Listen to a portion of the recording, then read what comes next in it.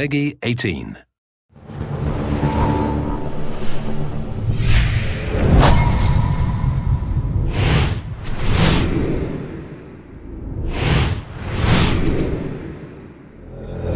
When you look at it, Splinter Cell 1 was a benchmark when it came out, and Splinter Cell 3 was probably the best looking game of the last generation of consoles. So it was extremely important for us that when we released our Splinter Cell Conviction, that it came out as strong.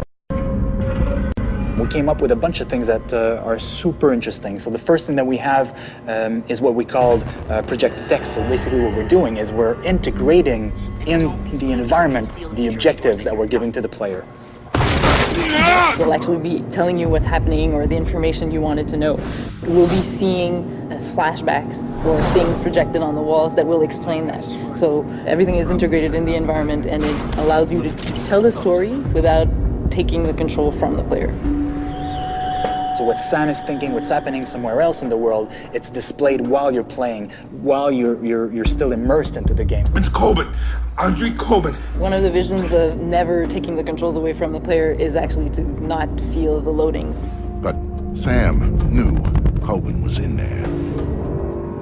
You're going to go from one location to another. We're going to hide the loading as much as possible. From one location, the camera's going to go in. We're going to play a movie while we're loading. You're going to arrive in the other location, and it's all going to be seamless.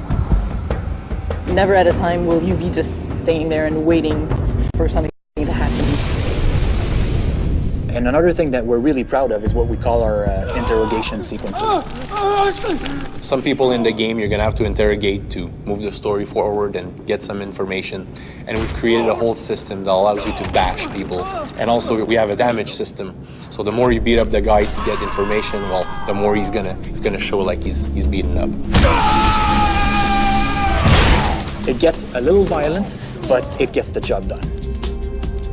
We wanted to have a unity of time and location because we find that that makes it a lot more personal for players. It's more interesting story-wise because the events are unfolding a lot faster. So Washington was a very interesting location for us because obviously it's the heart of the United States. It's also a very interesting location for Sam Fisher. He was working for the US government.